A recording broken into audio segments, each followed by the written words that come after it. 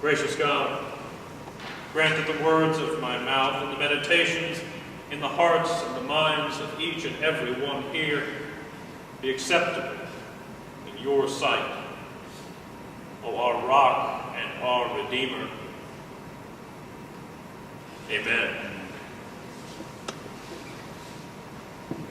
In about October or November of every year, as we Presbyterians dig our way into the joyous good fun of developing a church budget for the next year, an email, which many of you won't see, but I get to, an email pops into the inbox of pastors and treasurers and clerks of session all over this area.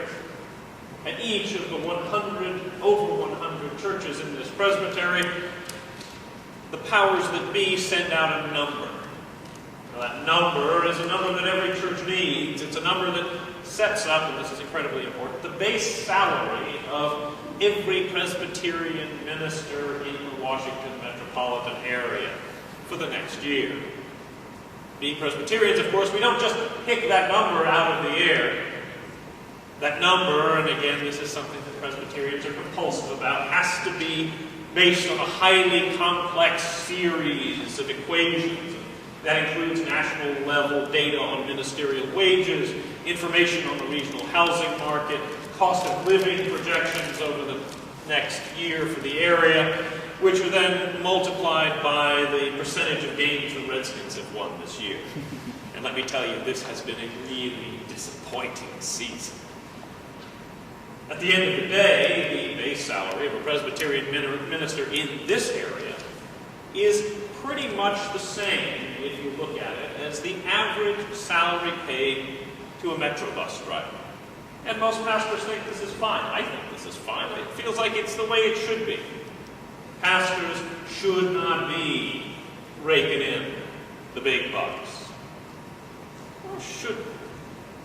Apparently, there is a contingent of pastors out there who think that the ministry and the salaries of those in the ministry should not be meek or lowly. Pastors should be the ones who set the standard of success for their gathered flock. Among many pastors in the larger churches, particularly churches of immense size with large media ministries, the argument goes that a pastor should be paid, well, what they're worth. If you've gathered a flock that's in the thousands or now even in the tens of thousands, if you're watched by millions on TV, you're basically like the CEO of a successful corporation. And if you're the CEO of a significant subsidiary of Americhrist Incorporated, you need to be living like a CEO. This has gotten intense. In fact, it has gotten so intense that just earlier this month, the United States Senator, Republican Senator Charles Grassley, decided it was about time to launch a little investigation of 6 of the biggest name ministries in this country. Now that seems unfair. This is impinging on the rights of religious communities. Why would you do this, you may ask? Well, for some reason the senator was miffed by reports that he'd gotten in about goings-on in those ministries. Like, for example, Kenneth Copeland Ministries. Has anyone ever watched Ken on TV? Ever seen Kenneth Copeland? He has amazing teeth. They recently celebrated their 40th anniversary. And this is a cause for celebration. I mean, churches should celebrate. And they thought on the event of the 40th anniversary, it might be nice if the ministry gave a little gift to Ken. I mean, why not? And so as a gift, they gave him a $2 million token of their esteem. And I don't think they did it in gift cards. And presents, if you look at these reports, are very popular among this pastoral elite. There's another ministry down in Florida, Paula White Ministries, whose primary pastor is, surprisingly enough, Paula White, got into trouble for giving Bishop T.D. Jakes, if you've heard of him. She felt she had to give him a gift for his birthday. Just a little something to say, thank you. I appreciate that you're a fellow pastor and that you're doing the Lord's work. And so for his birthday, she gave him a Bentley. He got a Bentley for his birthday? Wow. Yeah. I think Reverend On needs to keep that in mind when my birthday rolls around in January. I never realized that when the Apostle Paul was talking about spiritual gifts, he meant luxury automobiles. This is new. It's a new interpretation.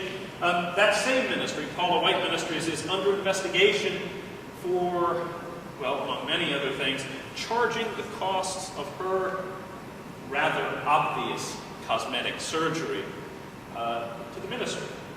And that's hardly fair. I mean, how can Paula White Ministries bring more people to Jesus unless Paula White doesn't look like she's 21 again? Or if you look at the pictures, look like she's an alien all of a sudden. Very strange thing. All of these pastors, every single one of them has a private jet. One of them decided that the commode in her headquarters was not sufficient, so she bought one made entirely of marble for $23,000. You know, it makes sense. Pastor, you need those things. People have needs. Don't go hating on them for it. Anyway, if you're the shepherd of a big enough flock, where in the Bible does it say that you can't live like that? Well, where to begin? Let's begin with Jeremiah. Why don't we? The prophet Jeremiah would definitely have had something to contribute on that subject. And Jeremiah was, well, he was a notoriously grumpy prophet. He lived and he preached 600 years before Christ.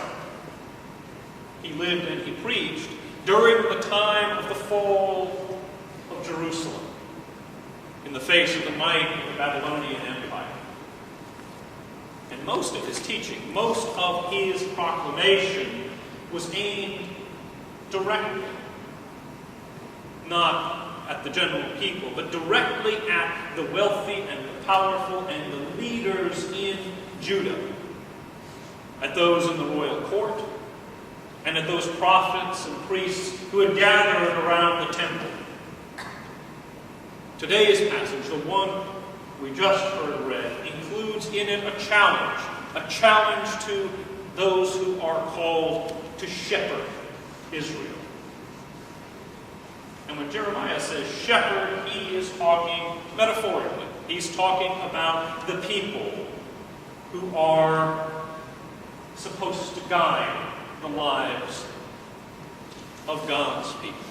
He's talking about the leadership. He's talking about priests, about kings. And according to this passage, something has gone wrong. The people in positions of power have misled their people. They have caused the flock, the gathered group, to be scattered, to be broken. Now God is going to replace them. First with God's own self, God's own spirit, and then with leaders who embody that spirit. Ones who will help gather the flock back together. But as we listen to this little passage, it doesn't give us a lot of detail. What is it? What is it specifically that these shepherds have done to break apart the people, to cause damage? The metaphor of herdsmen, the metaphor of flocks, that's great, that's fine, but it doesn't tell us the meat of it. It does not tell us about what the leadership have specifically faced, specifically